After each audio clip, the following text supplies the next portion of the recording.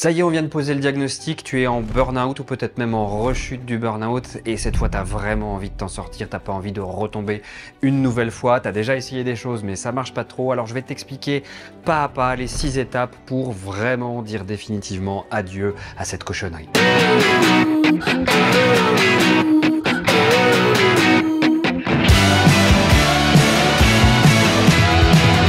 Alors déjà, tu vois la toute première chose avant même de te partager ces 6 points clés essentiels si tu veux t'en sortir, c'est le suivant. Il faut vraiment reconnaître le burn-out. Et le problème, c'est que bien souvent, on confond un burn-out avec un état dépressif. On confond le burn-out avec un surmenage passager. Non, il y a des vrais symptômes associés au burn-out. Si tu veux en savoir plus, j'ai fait une vidéo dessus. Alors la toute première chose, avant même de te donner les 6 points clés, les 6 étapes, si tu veux absolument sortir d'un burn-out, la première chose, c'est déjà d'avoir un bon diagnostic. Trop souvent encore, le burn-out est confondu avec un état de fatigue passager ou avec une dépression. C'est pas ça. Maintenant, tu files chez ton médecin, c'est le seul habilité à pouvoir poser un diagnostic. Voilà, ça y est, c'est bon, c'est fait. Alors, il t'a mis en arrêt de travail ou pas? C'est déjà pas mal, hein?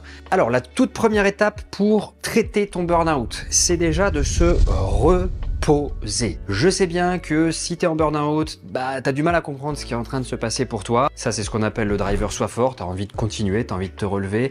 Mais si tu es vraiment rincé, épuisé, prends ce temps-là pour te reposer. Et ça signifie quoi, se reposer? Ça signifie dormir.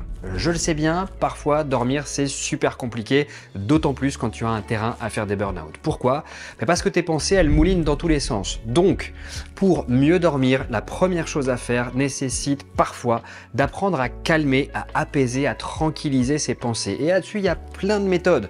Nous, on a créé la méthode Stop It, mais tu peux utiliser par exemple des méthodes de méditation pleine conscience, tu peux utiliser de la cohérence cardiaque. Ça va t'aider à apaiser, tranquilliser et puis retrouver de l'énergie parce que le but final, c'est ça quand même. La deuxième étape maintenant, ça y est, on est un petit peu reposé, on va pouvoir travailler la partie psy parce que effectivement, ça a été entamé et c'est pour ça que tu as fait un burn-out. Donc, classiquement, tu vas pouvoir aller te faire aider par un psychologue, psychiatre, psychanalyste, psychothérapeute. Il y en a à foison. Je te conseille clairement de faire ce qu'on appelle des processus de deuil. Il y avait une situation, eh bien, on va essayer de ne plus la rejouer pour commencer à écrire une nouvelle page. Tu peux aussi travailler sur les angoisses. Il y a eu un traumatisme associé à ce burn-out très souvent et tu peux avoir des angoisses. Travailler ça, ça sera très bien.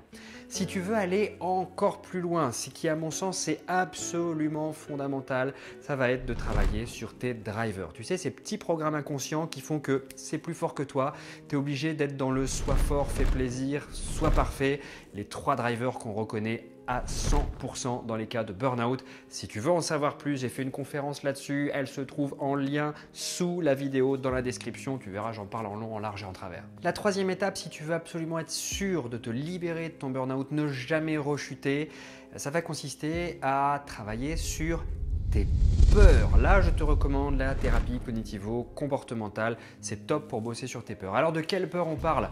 On ne parle pas des peurs superficielles, la peur des canards, la peur des avions, on s'en fout.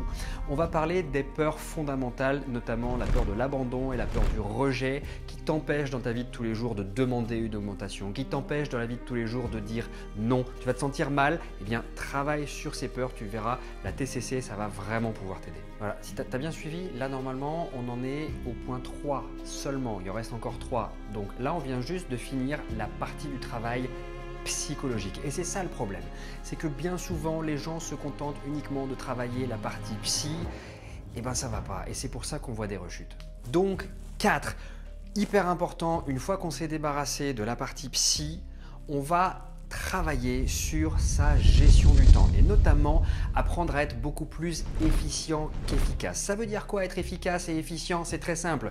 Tu es un joueur de foot, tu mets un but de la victoire au bout de la 95e minute, tu sais 90 plus 5 minutes de prolongation, ok vous avez gagné sauf que tous les joueurs sont morts, sont rincés. Efficient c'est quoi? On va mettre 4 buts tout de suite et ensuite on joue en défense. Être efficient ça va te permettre d'avoir des effets de levier, de travailler moins pour avoir plus de résultats.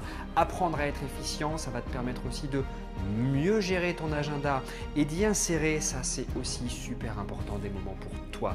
Donc l'apprentissage de la gestion du temps, l'apprentissage aussi de comment atteindre un objectif avec le moins d'efforts possible, ça va faire partie à un moment donné de la résolution de ton burn-out. Pourquoi?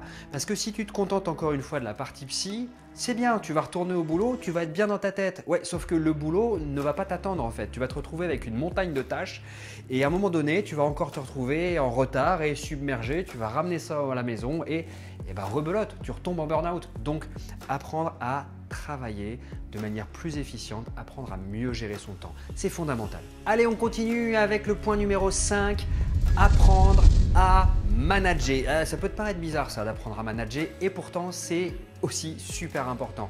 Même si tu n'es pas manager. Pourquoi je dis ça? Apprendre à manager, c'est apprendre à mieux communiquer avec les autres. Tu communiques mieux avec les autres, déjà tu n'as pas à répéter 1000 fois les mêmes choses. Et tu sais ce qui se passe quand tu répètes 1000 fois les mêmes choses à quelqu'un et soit il ne le fait pas, soit il le fait mal, ça va te fatiguer, ça va t'énerver, ça va te rincer. Apprendre à manager, c'est apprendre à mieux communiquer pour peut-être plus tard aussi, apprendre à déléguer, tu vois, ne plus avoir tout à faire tout seul, mieux faire passer ce que tu as envie qu'il passe auprès de tes enfants aussi, c'est hyper important, pour faire en sorte de ne plus être le seul à supporter la charge de tout ce que tu as à faire en fait. Donc oui, apprendre à manager, ça va faire partie du process. Et point numéro 6. Alors le point numéro 6, parfois c'est nécessaire d'aller encore plus loin que tout ce qu'on vient de dire ici. Parfois il est fondamental de se poser une question. Est-ce que ce que je fais tous les jours dans ma vie, c'est quelque chose qui m'anime, qui me donne le feu sacré, ou est-ce que je le fais parce que bon, je sais le faire mais fondamentalement je suis pas fan. Exemple, tu vois, dans mon ancienne vie, j'étais vétérinaire. Oui, je sais le faire, ça va. Mettre ma main dans le cul d'une vache et diagnostiquer son cycle ovarien, je sais faire. Est-ce que ça m'anime? Peut-être que ça anime plus la vache que moi.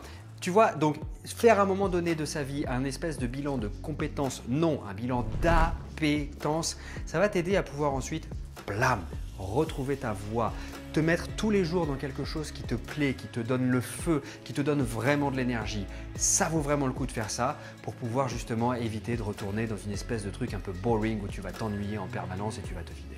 Tu vois, pour moi, toutes ces étapes, à mon sens, elles sont vraiment essentielles si on veut définitivement, je dis bien définitivement, dire adieu au burn-out sans rechuter. Et encore une fois, le problème, c'est qu'actuellement, le burn-out, il est généralement traité comme ça. Dans le pire des cas, on va vous mettre en arrêt de travail, le temps de se reposer un petit peu, et puis allez hop, au bout de 15 jours, peut-être 3 semaines, on y retourne. C'est une catastrophe.